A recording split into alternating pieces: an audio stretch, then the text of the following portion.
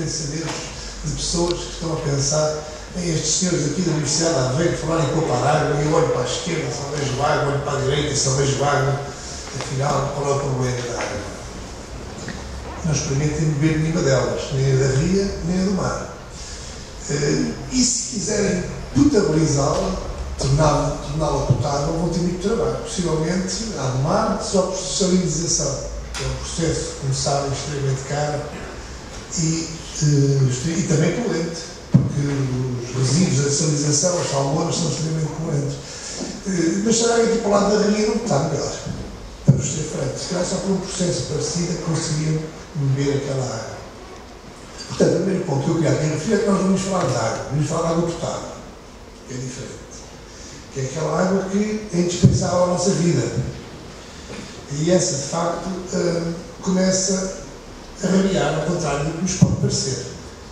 Se calhar, 200 anos podiam beber água em muitas fontes, em muitas origens, e hoje não podem. Portanto, alguma coisa assim se alterou ao longo destes anos, alguma coisa se alterou no panorama de sustentabilidade, ou seja, o conceito de sustentabilidade significa deixar às gerações seguintes o que nos deixaram a nós. E hoje, se calhar, já não é possível, não é? Estamos aqui a alterar qualquer coisa, não é? Ao longo dos últimos anos. E é interessante perceber porquê. Não é? Realmente, eu, se tivesse dito ao meu avô que um dia ia pagar 200 escudos na moeda daquele tempo por um bocadinho de água, ele tinha sabido, com certeza, dizia que eu estava louco, não é? Mas é isso que a gente anda a pagar por estas coisas. Mais que a gasolina, como sabem, não é? Se fizerem as contas. E não fica por aqui. Não, podem contar que isto vai cada vez ser mais caro. Uma água como esta, que, como eu costumo sempre dizer, nem sequer podia ser distribuída na rede pública, é demasiado ácida, por exemplo, mas pronto.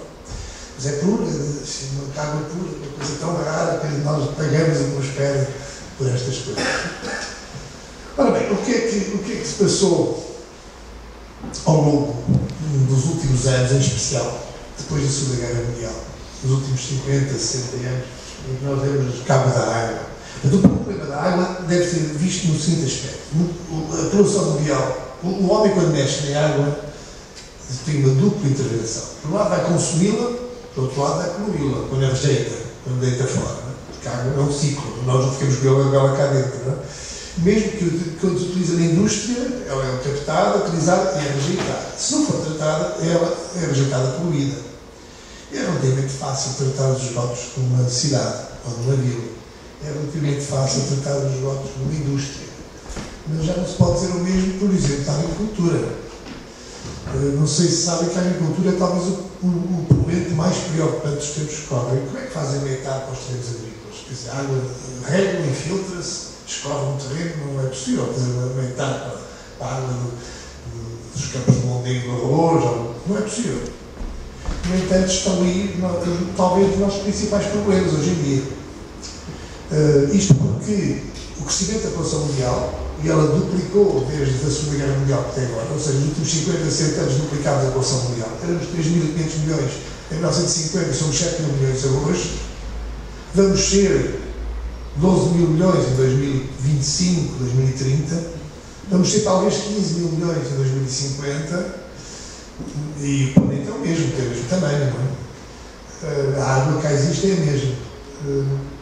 Não sei se sabem que a agricultura tradicional, dita tradicional, só dá para sustentar 3.000, 4 mil milhões de pessoas, ou seja, nós somos 7 mil milhões. Portanto, se não fizermos uma agricultura intensiva, já não alimentamos a população mundial. Mas essa agricultura intensiva é uma agricultura muito complicada. Já tem uma poluição muito difusa. Nós andamos a dar cabo dos nossos recursos em zonas como estas, por exemplo, muito devido à atividade agrícola. Não só àqueles poluentes não tão agressivos, como nitratos, compostos mais orgânicos, mas também àqueles químicos que pomos muitas vezes na agricultura, muitos deles altamente poluentes, e pensamos que não faz mal nenhum, porque eles, a planta não absorve aquilo, e portanto a gente pode pôr os químicos mais violentos, matar a bicharada, mas para algum sítio esses produtos jogam. E esses produtos são chamados, muitos deles, compostos persistentes, os organoclorados, que ficam no meio ambiente, ficam por décadas, ficam por séculos. Por exemplo, um exemplo de um produto desses foi o DDT, que foi muito utilizado na Segunda Guerra Mundial, ou assim na Segunda Guerra Mundial, que foi proibido, porque esse incorporava-se na planta, incorporava-se na cadeia alimentar, chegava até o homem. Descobriu-se muita gente, seguida a Segunda Guerra Mundial, aparecia com DDT no corpo, que era um inseticida utilizado. E isso porque entrava na cadeia alimentar, entrava na planta, a vaca comia a erva, entrava na vaca, comia o bicho e ficava eu com o DDT no corpo. E o DDT foi proibido já há muitos anos. Mas todos os que estão nesta sala ainda têm DDT no corpo, porque passa de mãe para filho, nunca mais se ligam deles e vão passar a voz à próxima geração. Hoje, com uma criancinha nasce com cerca de 60 químicos no corpo que não devia tê-los, artificiais. E a sua mãe já absorveu do meio ambiente, através de poluição, através da água que bebeu, através da comida, e que já vai passar ao filho. 60 químicos. A maior parte deles perigosos, não nas quantidades em que passam, não é? Mas todos eles são cancerígenos. Sem querer lançar o pânico, enfim, o professor Vítor Ferreira já ameaçou para mim para aqui dizer coisas que por exemplo, a Faculdade de Medicina do Luís de Pina fez um estudo ao peixe aqui da nossa costa. Carapau, sardinha, sarda, e foi procurar, imagine o quê? Pesticidas. E a esta hora estão a pensar, mas também há agricultura no mar. Não, é que estes pesticidas nós ponemos por aqui, os jovens vão sendo empurrados pelas linhas de água e vão para o mar. Todo esse pescado tem pesticida. Todo.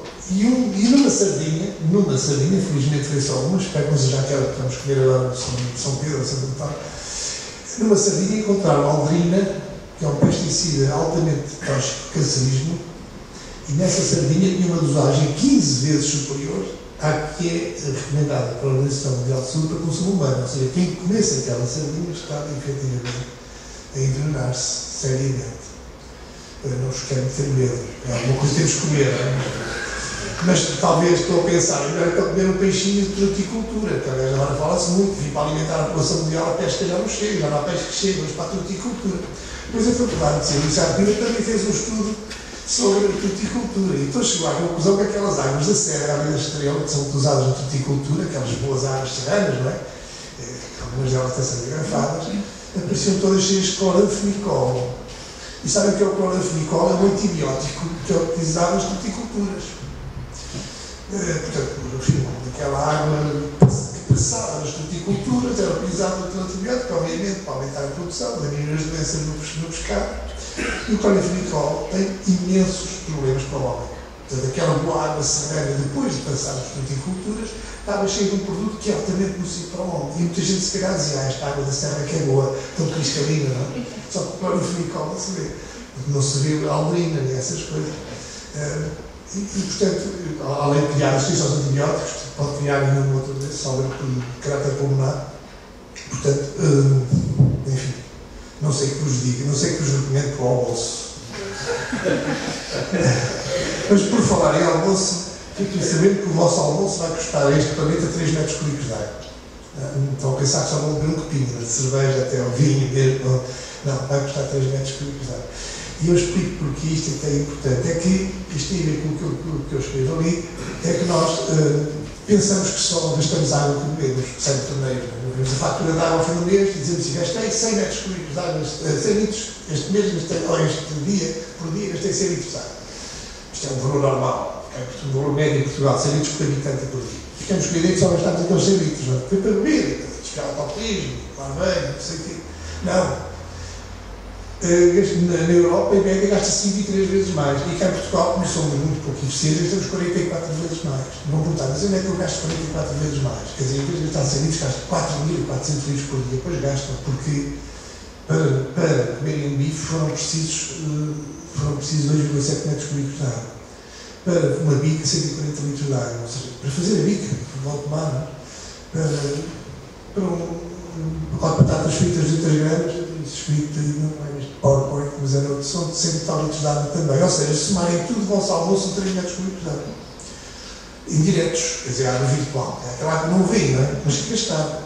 Mas isso não é o pior. É que os vossos meios de consumo, o modelo que nós hoje temos é que duplicámos a população mundial e quadruplicámos os nossos maus hábitos de consumo. Passamos a vida a comprar tudo. É o telemóvel que compramos hoje, mas que já está desatualizado aqui um ano, não é? Já não é com o dedo, já é todo, já não sei para carregar, já não presta para nada, já vai vir com o dedo. Daqui um ano ou dois já vem outro que é preciso olhar para ele, já marca os números e portanto tem que trocar, não é? Se não parece mal, temos mal com os vizinhos e com os amigos.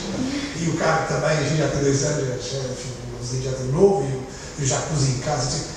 Para fazer o automóvel são precisos 400 metros cúbicos de água. Para fazer um telemóvel, você precisa de 13 metros cúbicos de água. Para fazer isto aqui está. Nós somos os consumidores, sem regras, incentivados a consumir, não é? Todos os dias estimulados a consumir, mas esse nosso hábito de consumo representa a mobilização da água de uma maneira brutal e a poluição da água, muitas vezes, de uma maneira brutal. Muitas vezes as coisas vêm da China, como sabem, não há regras alimentares, não é? E, portanto, a água utilizada é água poluída. E muitas vezes nós andamos a dar cabo do nosso recurso de água. Aquilo que chamamos de água potável, aquela que é importante para a nossa vida, está a ficar cada vez mais curta. Qualquer dia não chega.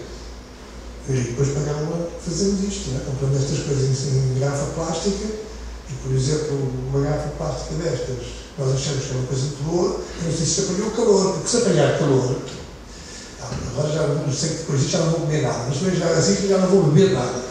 Porque essa garrafa, se apanhar calor, mais de 30 graus, este plástico, que tem um plasticante que se chama ftalato, a fazer esta garrafa, o plástico tem que ser moldado, foi usado um produto que é o ftalato, que é cancerígeno. E que a mais de 30 graus passa para a água. Nunca ninguém viu isso, pois. Mas agora não sei onde é que ela andou, ela aqui está fresquinha, agora quando até ela chegar aqui, não sei. Não sei, idealmente, melhor se calhar não ver esta. Bom. Estou quase a cair naquele lema no Congresso sobre Eficiência Hídrica dos Estados Unidos. Tinha um cartaz à porta, eu por acaso estive há uns anos, que dizia, save water, drink beer, eu pago, bebo cerveja. Eu estou quase a dizer o mesmo. Bom, a altura de olhar para o PowerPoint, portanto, já perceberam que nós damos cabo, estamos a dar cabo da água inconscientemente, mas algumas coisas nós percebemos diretamente, outras não percebemos que estamos a dar cabo dela, e poluí-la. Todos os nossos meios de consumo, as calças de ganga são 11 metros cúbicos, uma t-shirt são 2,7 metros cúbicos de água para se fazer. Não imaginam quanta água nós gastamos todos os dias. São milhões de litros. E, portanto, nos bens de consumo, aquilo que compramos, e não contentes com isso, vamos poluindo outro tanto. Portanto, aquilo que chamamos de água potável está a ser um bem escasso e é bom. Temos todos a consciência que está a ser um bem, é muito rapidamente um bem cada vez mais escasso, ao contrário do que nós pensamos. Portanto, temos que inverter isto, temos que dar sustentabilidade no uso da água. Não é? Senão não comprometemos qualquer dia os nossos bisnetos, já não têm que beber, não é? Ou então vão beber uma água cheia de aldrinho, com a funicol, não sei se tem mais nada para lhes servir, não é? Aliás, essas andam para aí umas com sabor, não sei o quê, por exemplo, vocês sabem que o sabor a morango, que aparece nos iogurtes e que aparece no nome das águas, é dado por um extrato de um peixe. Não é de morango, é de um peixe.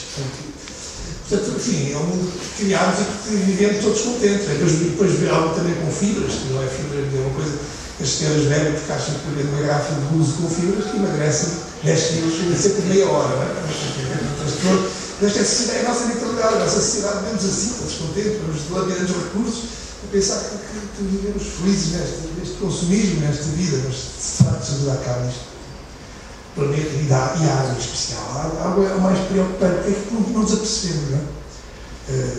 Aquilo foi um solto a partir destes copos aqui partículas que tirei, mas a água, eu não sei o que está a estar. Eu percebo, não sei se está exatamente tão pura como está aqui, não faço ideia. Mesmo coisa não, porque se só analisam 10 parâmetros, deviam analisar 300 ou 400 para saber exatamente, e os antibióticos todos, e os pesticidas, nada disso é analisado aqui, não sei, não faço ideia. Não posso garantir nada, sobre nada já. Sei que o meu avôzinho bebia água em qualquer nascente aí na terra dele, e eu bebo da torneira e desconfio, e desta, enfim. Bom, como se isto não bastasse, ainda temos mais uma prenda que se chama alterações climáticas, em que Portugal é um dos países que possivelmente estará mais sujeito a esse, um dos países do mundo que vai estar mais sujeito a esses efeitos. Isso é que alterar os regimes, quer dizer, chove, não deixa de chover quando devia chover, eu não preciso dizer isso, mas a gente já percebe que as coisas já não estão tão bem como estavam, mas já percebemos. Este inverno não choveu, não é? Quer dizer, uma coisa estranha, não é? Mas já não vem quando devia vir, enfim, tudo isso agrava a situação, complica o problema. Posso dizer que, segundo o estudo americano, nós neste momento fizemos 50% da água potável que existe no planeta disponível, e em 2025 vamos estar a usar 75%. E depois, em 2040, se calhar usamos 100%. Depois em 2050, olha, os nossos bisnetos pegam cerveja, não é? Ao vinho, a água já não há para eles, certamente, não é?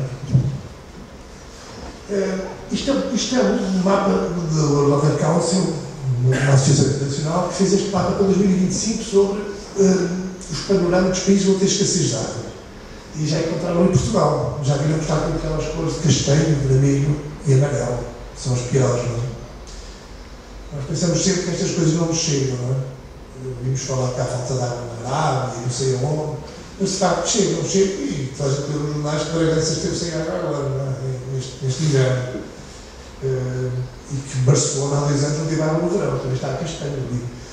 Portanto, as coisas vão aparecendo e isto é progressivo, vai ser cada vez pior. Se calhar em 2025, 2030, se calhar temos estes problemas, riscos grandes de falta de água em grande parte do nosso território, em especial no sul. E sem grandes alternativas para resolver o problema. Enfim, a única principal medida é poupar água, obviamente, é usá-la, melhor que poupar, o termo não é correto, é usá-la de maneira eficiente. Para usar de maneira eficiente, vocês sabem que tem feito um estudo há cerca de 10 anos, mostrou que em Portugal nós desperdiçamos 3 mil milhões de metros cúbicos de água que usamos mal. A agricultura, as chuvas em rede, etc. São 3 mil milhões de metros cúbicos por ano que nós desperdiçamos. Qualquer coisa que está mal, não é? Num país com riscos de estresse, num país onde a água somos avisados de que podemos ter problema dentro de 10, 15 anos e desperdiçamos muito mais que qualquer outro país. Somos um dos países do mundo que mais desperdiça de água, chamada pegada hídrica, estamos em 6º lugar, ou seja, em todos os países do mundo, e como sabem, são muitos, somos o 6º nessa lista que precisa de mais água para fazer o mesmo que os outros. O 6º. Quer dizer que um pódio que não é nada invejável, não é? Somos os países que mais desperdiçamos de água, somos os países que mais risco temos. Fora que não está bem. Este plano de uso eficiente da água, devo dizer que foi feito há 10 anos, muito bem feito. Chegou a Guerra da República só 5 anos depois, lamentavelmente, ainda não está implementado. Já passaram mais 6 anos e ainda não está implementado. Portanto, é a altura de fazermos qualquer coisa. Não é? Começámos a preocupar nós, cidadãos, sociedade civil e governo, porque quando se fala em água neste país, fala-se no negócio da água, no mercado da água, e as pessoas têm que começar a preocupar-se com o uso eficiente da água. Não vale a pena falar em negócios de água, em mercados de água, em privatização da água, quando ela não existe. A primeira preocupação é uso eficiente da água. Depois, vamos então fazer tratado da venda da água, dos preços da água, dessas coisas. O valor económico daqueles desperdícios que eu disse, era lá, em 2001, 750 milhões de euros por ano. É o que nós desperdiçamos. Na altura era 65% do PIB, não é? Mas como o PIB, neste momento, o nosso PIB é muito pequenininho, não é? Esta porcentagem deve ser maior. Já não é o 65%, deve ser 2 ou 3%, ou 4% do nosso PIB, que nós desperdiçamos obviamente em água. Em água que tem um determinado valor, obviamente, que nós desperdiçamos. Metade destas. Assim,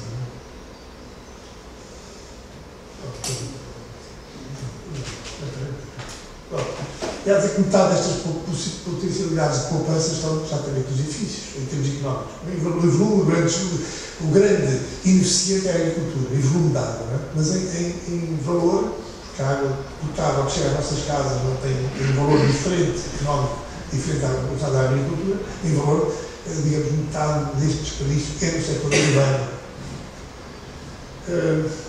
Portanto, eu diria que usar a água de maneira eficiente é, desde logo, um imperativo de consciência de todos nós. Um imperativo de sustentabilidade. Se queremos deixar às gerações futuras um planeta pelo menos habitável. Já não digo tão bom como deixaram a mim, mas pelo menos habitável. É uma necessidade estratégica, no caso português, todos os países ameaçados terem sido. E é um interesse económico de todos. Obviamente, se eu gastar menos de 30% de água em casa, eu pago menos de 30% de fatura de água e pago menos na fatura de energia. Para tomar banho e aquecer água. Portanto, se eu gastar metade da água do banho, gastei metade da energia para aquecer a água do banho. Portanto, o uso eficiente da água é qualquer coisa que nós devemos escolher como lema, como um dos mandamentos que devemos seguir na nossa vida, para o nosso bem e das gerações futuras. Costuma-se dizer que para o princípio de eficiência hídrica dos edifícios são 5 R's. Reduzir os consumos.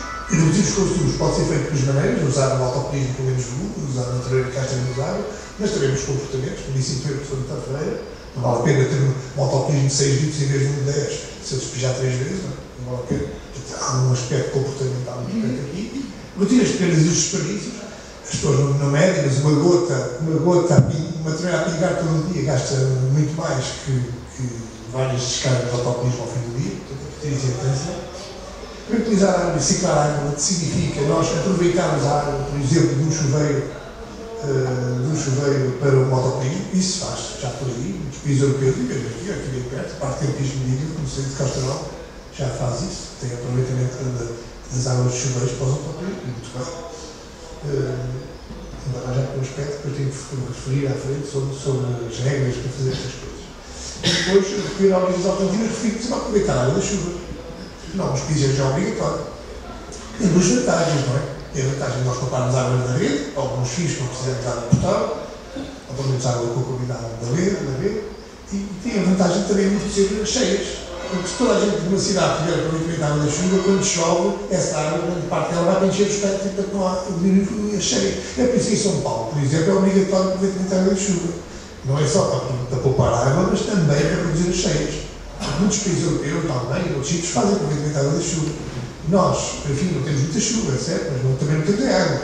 E, portanto, era bom que desenvolvesse também em Portugal esses sistemas de aproveitamento.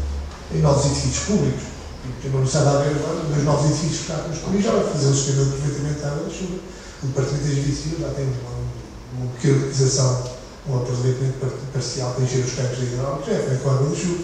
Porque a água da rede para encher tanques para fazer experiências no laboratório é um disparo. Enfim, temos água da chuva que serve feito essas coisas.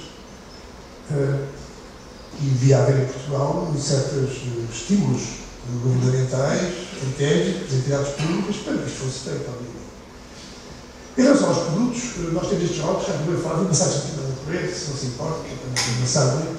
Nós temos estes rótulos que existem para a energia, que a gente conhece. Enfim, nós preocupámos primeiro com a eficiência energética em Portugal, depois com a eficiência hídrica. Isto porquê? Porque a Europa do Norte e a Europa Central, os países que mandam na Europa, têm problemas de eficiência energética. Não é? Portanto, as primeiras diretivas que saíram foi a eficiência energética. Os países do Norte têm imensos problemas de eficiência energética. E nós, como somos bons alunos, tratamos logo de copiar as diretivas todas e fazer um esquema em Portugal extremamente caro e apertado, que nós só se queixa hoje em dia. Enfim, qualquer tijolinho ou um térmico tem que ser visto por volta da casa, não sei o quê. Mas sabe, nós devíamos ter começado pela eficiência hídrica, porque esse é o problema dos países do Sul, Portugal, de Espanha, de Itália, de Grécia. Esses têm problemas de eficiência hídrica antes, mais graves, que a eficiência energética. Felizmente, a Comissão Europeia estava a acordar para isso e vai seguir agora algumas regras para a eficiência hídrica. Felizmente, já não é sem tempo. Nós precisamos inverter. O modelo que temos para a eficiência energética em Portugal está extremamente pesado, oneroso e extremamente exigente e precisava de passar para a água. E trocar toda a água, a energia. Mas, enfim, com o tempo pode ser que se faça. Portanto, o que nós temos que fazer é passar para os modelos, começarmos a preocupar com a água, por exemplo, aquele rótulo do lado direito, o rótulo que nos encontra os frigoríficos, essas coisas. Portanto, quando vamos comprar um micro-ondas, nós olhamos para o ABCD, uma lâmpada, se gasta muito pouca energia, o mais importante que é saber quando compramos uma torneira se gasta muito pouco, um chuveiro se gasta muito pouca água, o mais importante no caso português especificamente. O que me está a mostrar aqui, há rótulos desses por todo o mundo, não é? Nos Estados Unidos, no Japão, na Austrália, na Irlanda, nos países nórdicos, na Inglaterra, podia-te mostrar aqui vários rótulos. Nós não estamos a descobrir nada. Isto já se faz, e faz em muitos países não tem falta de água. Não tem falta de água, mas tem consciência ambiental. Nos países nórdicos. Não há falta de água na Suécia, não é? Mas eles são países preocupados com o ambiente. Portanto, também fizeram o seu jogo para informar os consumidores se estão a comprar uma torneira que gasta 3 vezes mais do que é preciso ou não. E uma terceira para o sistema americano. Viram lá atrás no stress hídrico, viu a zona dos Estados Unidos, também com risco de stress hídrico, a zona da Austrália também com risco de stress hídrico. Eles foram os primeiros a lançar os rótulos para avisar as pessoas e para alertar os consumidores. Portanto, em Portugal, enfim, como o Programa Nacional para os Centenários, eu falei há bocado, teve realmente grande andamento por parte das entidades públicas. A experiência que serve a sociedade civil não existe, há muito que parece que não, mas existe, então iniciativas. E foi criada há 5 anos uma entidade que foi a ANQIP, os desafios do coletivo, uma entidade não governamental, que procurou juntar universidades, procurou juntar empresas, tudo, gente, pessoas em nome individual, técnicos, engenheiros, entidades todas, tudo gente ligada ao setor da água, dos edifícios, com a preocupação essencial da questão da eficiência, e começou a lançar diversas iniciativas, uma das quais foi exatamente o sistema de rotulagem. O sistema de rotulagem, que foi lançado, começou em 2009, que eu sei que a maior parte das pessoas dirá que desconhece, apesar de já ter 2 anos ou 3, e apesar de, por exemplo, de autocolismos, neste momento, já está em 75% com este rótulo. Se eu não mudar o autocolismo, a probabilidade de encontrar um rótulo destes é é muito grande, não é? Portanto, o sistema, enfim, talvez tenha tido um problema de uma falta de divulgação, mas enfim, a equipa é uma associação sem fins lucrativos, não tem dinheiro, obviamente, para dar a fazer cartazes, para aplicar, nem fazer publicidade de páginas nos jornais, portanto, enfim, vai avançando o sistema, esperando que, aos poucos, ele vai entrando e as pessoas vão conhecer, por isso é que são este cenário, e vão adotando e vão ter a preocupação de comprar produtos eficientes. A água, ao contrário da energia, nem sempre o que gasta menos é o melhor, não é? Isto é importante que se diga. Por exemplo, talvez ser do A+, na equipe, que são seus para produtos que gastam muito pouca água, mas é preciso tomar cuidado com os produtos que gastam muito pouca água, podem não cumprir a função, podem tornar-se incómodos. Se eu puser um chuveiro com 1 litro por minuto, ninguém está banana, também não é confortável. Portanto, há que ter algum cuidado. E se puser autocolismo de 4 litros por minuto, eu tenho uma séria probabilidade de entupir a minha rede de esgotos, porque não tenho água suficiente para fazer abastecimento. Portanto, resolve o problema se inclinar a rede um bocadinho mais, com 65%, em vez de usar inclinações mínimas para os anos aqui em Portugal, se inclinar um bocadinho mais, posso usar autocolismo de 4 litros. Mas é preciso chamar a atenção que as letras A+, e A++, eu diria, se quiser, qualquer um dos presentes, se quiser comprar um produto A, tudo bem, pode comprá-lo e aplicá-lo em vossas casas, não tem problema nenhum. Se quiser comprar um A+, e um A++, possivelmente terá que modificar algumas coisas. São aparelhos de alta eficiência no uso da água, mas que exigem uma adaptação de alguns nuances. No caso do autocolismo, se eu começar a pedir estas tabelas, está na internet, estamos aqui a pensar com isto, porque isto é apenas um slide qualquer, o autocolismo de referência nuclear em Portugal é uma dupla descarga 3 litros.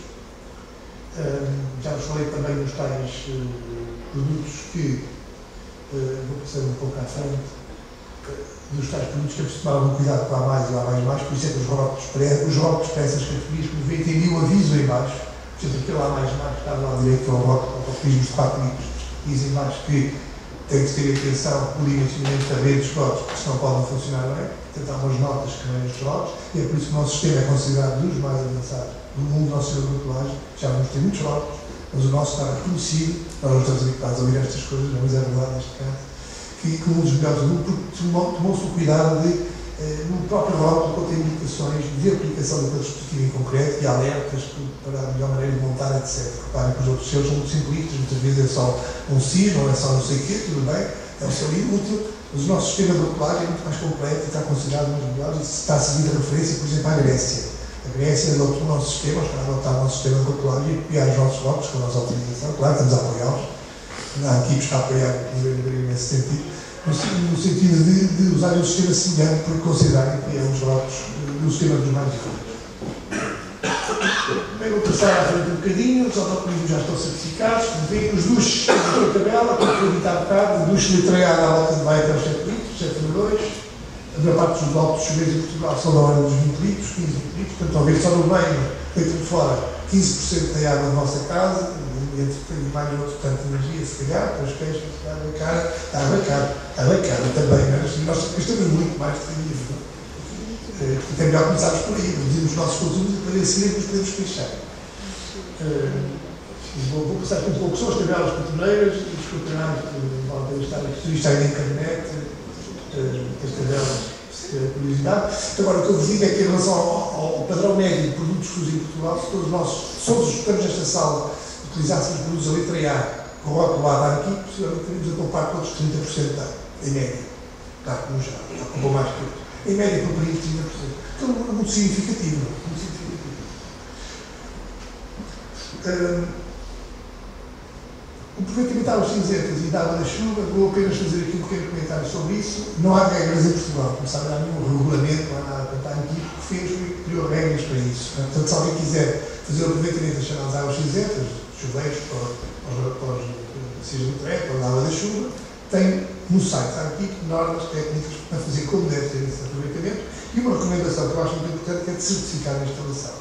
Há aqui criou um sistema de certificação, que não havendo nenhum regulamento, nenhuma norma, arriscamos em que alguém faça um sistema desses sem regras e pode ter riscos para a saúde pública, portanto, aqui de fazer, para quem quiser, é certificar a instalação e confirmar que está tudo bem em termos de projeto, em termos de obra. Isto, por exemplo, já está a ser exigido, estão a traduzir para inglês as nossas especificações técnicas da parte do governo das cinzentas por causa deste aspecto de certificação. E a ARS, a Autoridade de Saúde, por exemplo, neste momento não aceita nenhum sistema de aproveitamento de águas cinzentas que não seja certificado para aqui, por razões de saúde pública. Portanto, aqui na região central, não deve ter um sistema destes, o único cuidado que tem que ter é que seguir as regras, questão da internet, como é que faz, e depois pedir a certificação do sistema.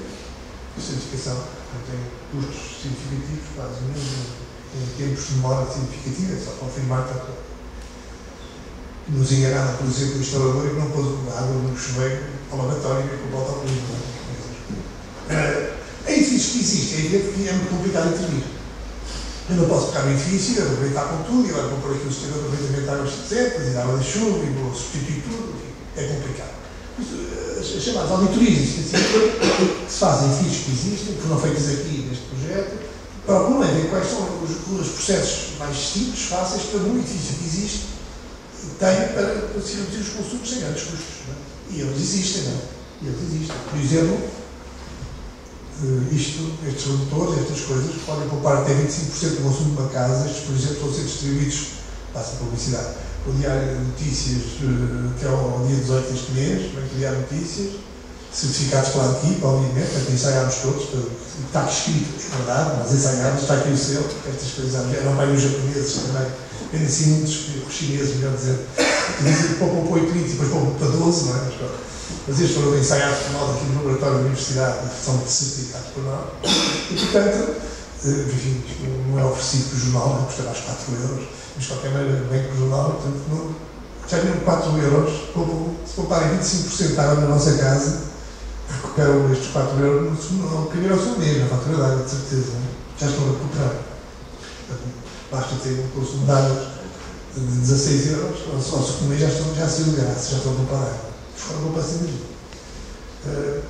Isto é uma coisa que, aliás, que ninguém pensa que é em Portugal. Porque, repare, se chegasse a Aveiro, tem 25 mil alojamentos. A cidade de Aveiro tem 25 mil alojamentos.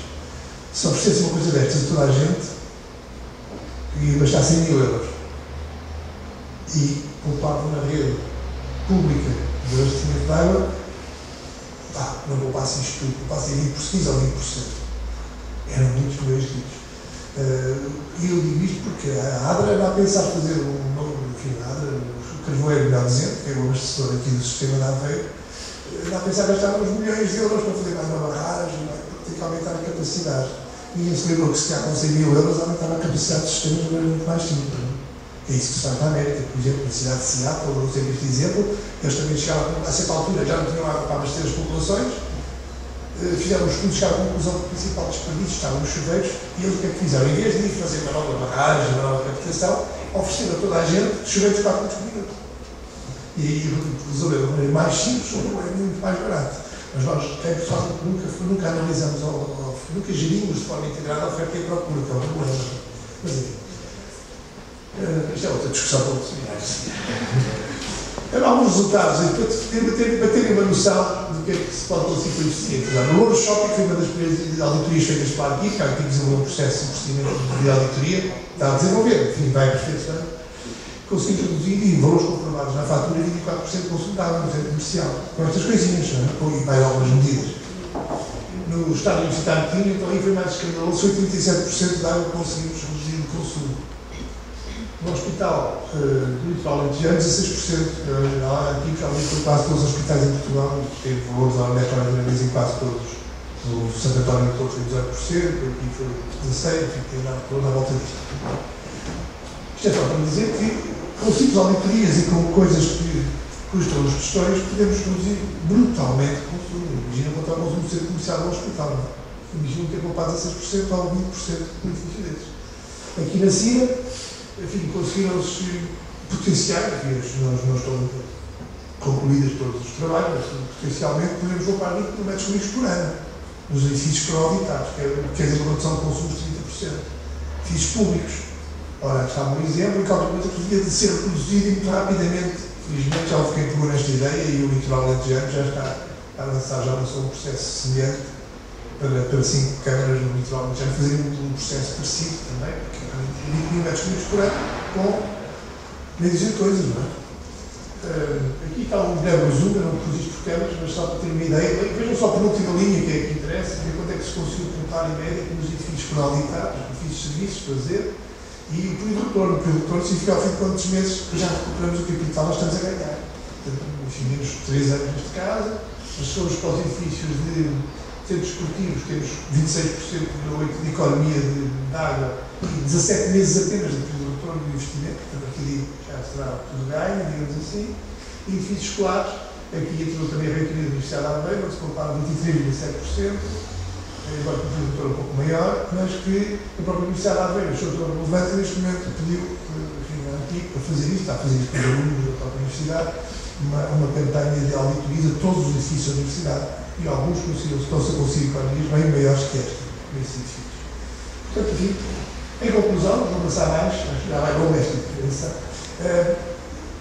Penso que é pacífico que todos perceberam que nós andamos um bocadinho distraídos em relação à água, temos que prestar mais atenção à água. É uma necessidade estratégica de Portugal, mas andamos a degradar dando os nossos recursos. E poucos anos, não é? O tempo do meu avô, como eu disse há pouco, ele bebia água em qualquer fonte que encontrasse aí, eu já não consigo, já tenho que comprar isto, porque ele ria certamente se eu dissesse que tenho que comprar isto para beber água e não sei o que será da próxima geração, não é? Daqui a mais 50 anos, não faço ideia, se calhar não é. Nós temos que ter atenção à água.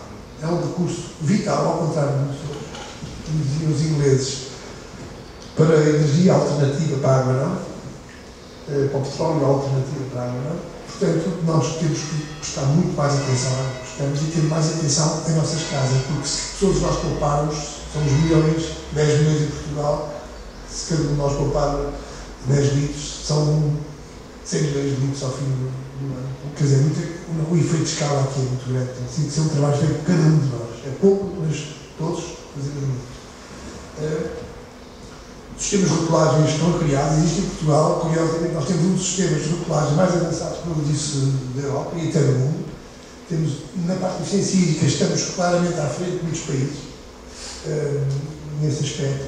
Infelizmente, lamento dizer-vos, mas os sistemas as medidas de eficiência hídrica que têm sido tomadas em Portugal são mais conhecidas no estrangeiro do que cá, como já se perceberam, não é? A maior parte dos presentes se calhar não conhecia os rótulos. Em Portugal, no entanto, os gregos estão a copiá-los, não é? Portanto, há qualquer coisa que temos que corrigir neste passo, não é? Portanto, enfim, nós temos um bom sistema de certificação. Se todos os portugueses tomassem medidas de eficiência hídrica, nós poupávamos cerca de 390 milhões de metros cúbicos por ano, que é um valor muito significativo, é 83 metros cúbicos por fogo, são valores médios em Portugal, feitos com base no fogo médio, não é? Na habitação média, e nas economias médias que se podem obter. São números impressionantes, não é? 300 milhões de metros cúbicos por ano de poupança. E aqueles 83 metros cúbicos por ano de poupança em nossas casas, também é para entrar para a fatura de água e ver quanto é que representa, se calhar não é. E, portanto, enfim, temos que ir por este caminho. Acho que é indispensável, não podemos perder mais tempo. Muito obrigado.